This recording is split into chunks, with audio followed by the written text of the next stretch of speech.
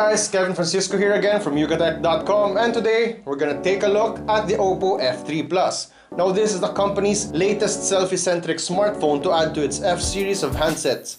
What's special about it is that its front camera has a wide-angle lens to fit more people into your selfie. So are you ready? Let's go! Design-wise, the F3 Plus resembles its flagship offering, the R9s, which then resembles the design of the former iPhone 6 and 6s. The front is mostly occupied by the display with a good amount of bezel around. Positioned on top of the display are the earpiece, front sensors, and two front cameras. The one on the left has the wide-angle lens, while the right has a narrower field of view. Below the display are the capacitive buttons, with the fingerprint scanner positioned in the middle. The left-hand side of the phone houses the power and lock button and the hybrid card tray that accepts 2 nano SIM cards, with the second slot also open for a micro SD card. The right side solely has the volume rocker and nothing else. The phone has an aluminum unibody with rounded corners, making it easy to hold. This is a great ergonomic design since the phone is really large to begin with. The top is voided of any ports, leaving the bottom end with the 3.5mm headphone and micro USB ports, plus the loudspeaker. As an additional thought, it would have been nice to have USB Type-C. The back of the handset is clean and simple. The rear camera is at the top left corner with a dual-tone LED flash on its side. The camera module protrudes out of the phone's chassis, again just like the iPhone 6. What's different here though are the plastic antenna bands. Instead of a solid strip, OPPO made it sleeker with 3 thin lines on each end. This keeps the visibility of the lines minimal to the naked eye. We already saw this implementation with the Samsung Galaxy C9 Pro, and it's a design we appreciate. To sum up what the OPPO F3 Plus looks and feels like, you just need to hold an iPhone 6 or 6s. This will not earn OPPO any originality awards, but some users who prefer Apple's former iPhone design will be glad about this. The phone has a large 6-inch display and uses an IPS LCD panel with a full HD resolution or a pixel density of 367 ppi. It's not the sharpest around due to its size, but it's more than enough for everyday use. The display is saturated. Too saturated for our liking that we initially thought of it as an AMOLED panel. It's topped with Corning Gorilla Glass 5 for scratch resistance and added durability. The loudspeaker that fires down from the phone is surprisingly loud and has a good depth when playing videos and games on the phone. The phone runs OPPO's custom interface called ColorOS 3.0, which is based on Android 6.0 Marshmallow. Lower-end OPPO phones have the same OS but based on the previous Android 5.1 Lollipop. That said, Marshmallow is not the latest flavor around, but you can hardly identify it due to the customizations.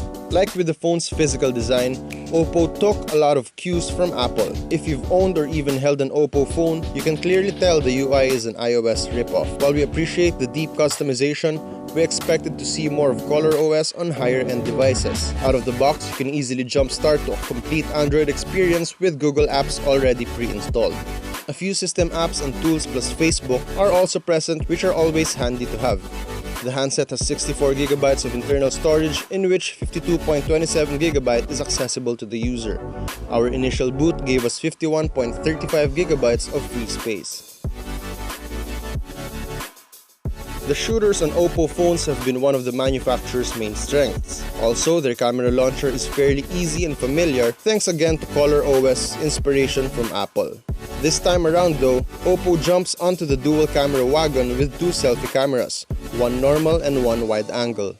The second sensor is mainly for easily taking a group selfie. On the other hand, the main selfie camera has a 16-megapixel sensor with a bright and crisp f2.0 aperture, while the wide angle is a lower 8-megapixel shooter. Selfies taken with the main front shooter are impressive. It's clear and produces a fair-looking bokeh thanks to its large lens opening.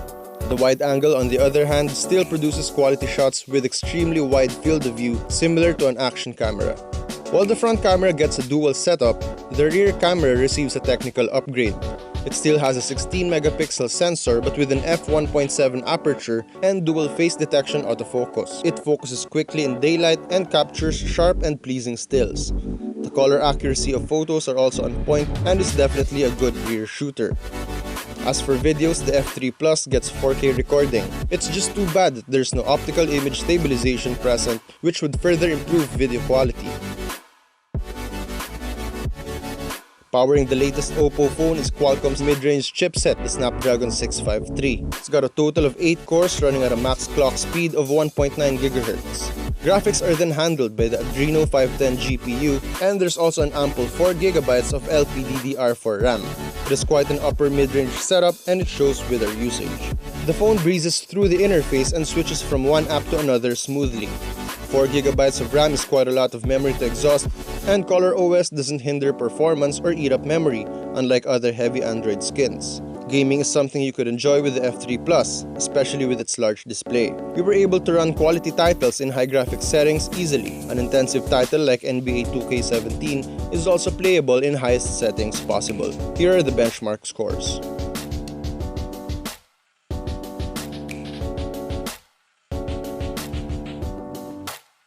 Call quality on the phone is great, and so far with our brief usage, we didn't experience any issues. The phone supports a number of 4G LTE bands, which take advantage of the available frequencies in the country from both Globe and Smart. Other connectivity options include dual band Wi-Fi, Bluetooth 4.1, GPS, and other location services. The OPPO F3 Plus carries a 4000 mAh battery sealed inside. It also has fast charging support with OPPO's own VOOC or VOOC technology. During our video loop test that consisted of playing a full HD file at airplane mode, 50% brightness and 50% volume, we were able to squeeze out 13 hours and 39 minutes of continuous playback. For the most part, the OPPO F3 Plus is a commendable Android phablet thanks to its 6-inch display. We're also satisfied with how it performed during our usage, the quality of its rear camera, the wide field of view of its second front sensor, and its support for fast charging. It definitely packs power and juice, but what makes us think twice about it is the ColorOS. Sure, it benefits from OPPO's offerings, but for something positioned higher, we'd like to see something new and something updated within the Android ecosystem. If OPPO can just push version updates, that would be great. And that's about it for today's review. If you like this video, give us a thumbs up and consider subscribing to our YouTube channel for more content like these. Once again, this has been Kevin Francisco, and thanks for watching. See you guys around.